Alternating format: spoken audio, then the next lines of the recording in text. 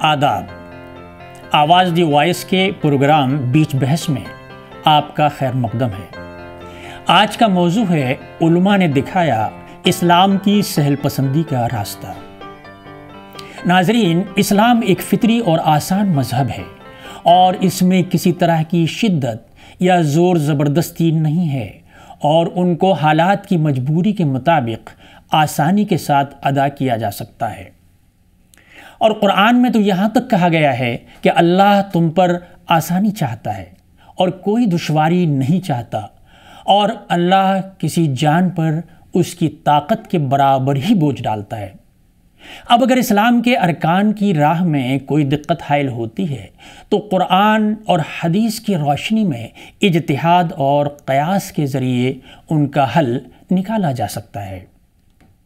حالانکہ اسلامی شریعت میں ایسے بہت سے مسائل زیر بحث رہے ہیں، لیکن گزشتہ برسوں میں مساجد میں خواتین کے نماز ادا کرنے اور ان کو سماجی مراکز کے طور پر بھی استعمال کرنے کا مطالبہ کیا جاتا رہا ہے۔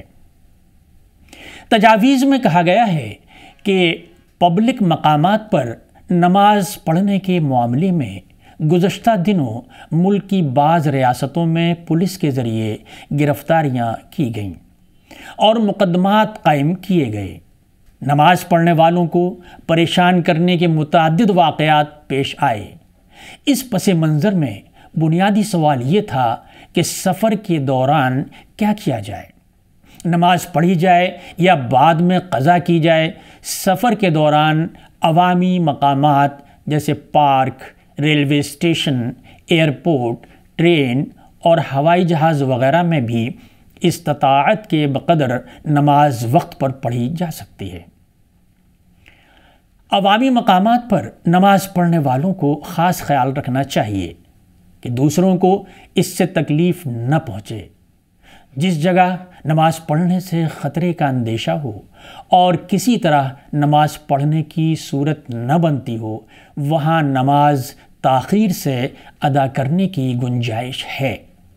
سیمینار میں زیر بحث آنے والا دوسرا اہم موضوع مساجد میں خواتین کی حاضری تھا، جس پر بحث ہوئی۔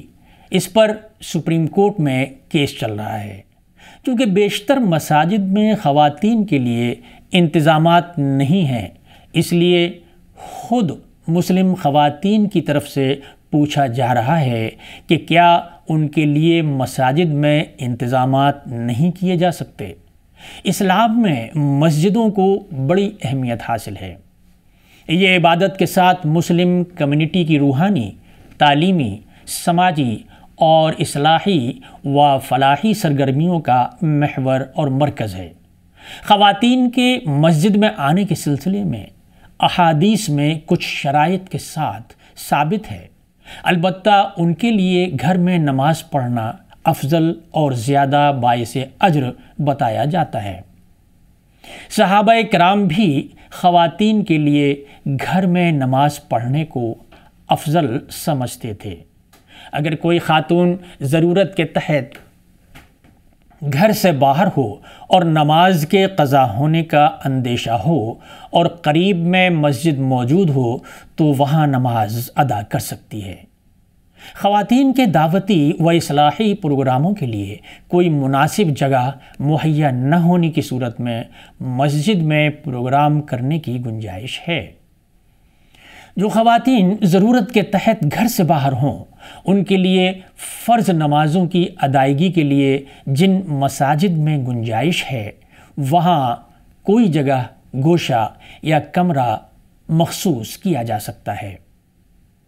شاہراہ، عام بازاروں اور عوامی جگہوں، ریلوے اسٹیشن، ایئرپورٹ، ہاسٹل وغیرہ کے قریب تعمیر ہونے والی نئی مسجدوں میں خواتین کے لیے ان کی سہولتوں کی رعایت کے ساتھ مخصوص حصہ بنایا جا سکتا ہے۔ ظاہر ہے ندوۃ العلماء لکھنؤ کی مجلس تحقیقات شرعیہ کے علماء اور مفتیان کرام نے جو تجویزیں منظور کی ہیں وہ قرآن اور حدیث کی روشنی ہی میں منظور کی گئی ہوں گی۔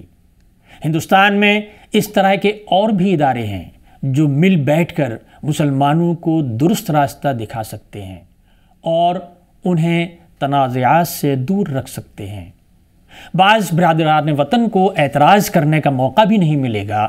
مجلس تحقیقات شرعیہ نے واقعتاً یہ بہت اہم اور قابل تعریف قدم اٹھایا ہے اور اس کی پیروی ملک کے دوسرے اداروں کو ایک ساتھ بیٹھ کر کرنی چاہیے۔ تو ناظرین، یہ تھا بیچ بحث میں آج کا موضوع۔ اگلے ہفتے اسی طرح کے کسی اہم ٹاپک پر ہم بات ضرور کریں گے۔